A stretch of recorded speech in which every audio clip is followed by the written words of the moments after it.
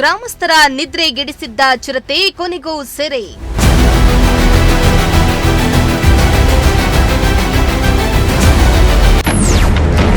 ಚಿರತೆ ಸೆರೆಯಿಂದ ನಿಟ್ಟುಸಿರು ಬಿಟ್ಟ ಸುತ್ತಮುತ್ತಲ ಗ್ರಾಮಸ್ಥರು.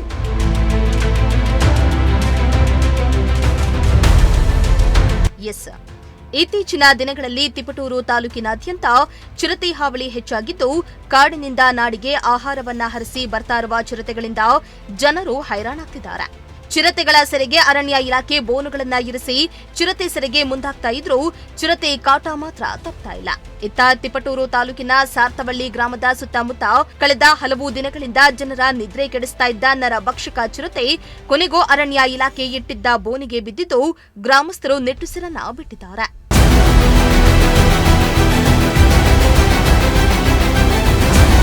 ಹಲವು ದಿನಗಳಿಂದ ತಿಪಟೂರು ತಾಲೂಕಿನ ಸಾರ್ತವಳ್ಳಿ ಗ್ರಾಮದ ಸುತ್ತಮುತ್ತ ಚಿರತೆಯ ಉಪಟಳ ಹೆಚ್ಚಾಗಿದ್ದು, ಕಳೆದ ವಾರ ಗ್ರಾಮದ ಲೋಕೇಶ್ ಎಂಬುವವರು ಸಾಕಿದ್ದ ಮೇಕೆಯನ್ನ ಬಲಿ ಪಡೆದಿತ್ತು.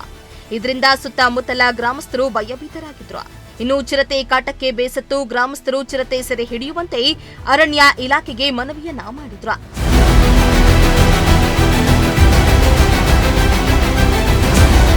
ಇನ್ನು ಗ್ರಾಮಸ್ಥರ ಮನವಿಗೆ ಎಚ್ಚೆತ್ತ ಅರಣ್ಯ ಇಲಾಖೆ ಅಧಿಕಾರಿಗಳು ಗ್ರಾಮದ ತೋಟವೊಂದರಲ್ಲಿ ಬೋನನ್ನ ಇರಿಸಿದ್ದು, ಗಂಡು ಚಿರತೆಯೊಂದು ಬೋನಿಗೆ ಬಿದ್ದಿದೆ. ಇನ್ನು ಚಿರತೆ ಸೆರೆಯಾಗ್ತಿದ್ದಂತೆ ಗ್ರಾಮಸ್ಥರು ನಿಟ್ಟುಸಿರನ್ನ ಬಿಟ್ಟಿದ್ದು, ಚಿರತೆಯನ್ನ ನೋಡಲು ಗ್ರಾಮಸ್ಥರು ಜಮಾಯಿಸಿದ್ರು.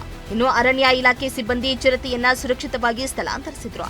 ಈ ಭಾಗದಲ್ಲಿ ಹೆಣ್ಣು ಚಿರತೆ ಹಾಗೂ ಮರಿ ಚಿರತೆಗಳಿವೆ ಎಂದು ಗ್ರಾಮಸ್ಥರು ತಿಳಿಸಿದ್ದು, ಆದಷ್ಟು ಬೇಗ ಇನ್ನುಳಿದ ಚಿರತೆಗಳನ್ನ ಸೆರೆ ಹಿಡಿಯುವಂತೆ ಅರಣ್ಯ ಇಲಾಖೆಗೆ ಮನವಿಯನ್ನ ಮಾಡಿದ್ದಾರೆ.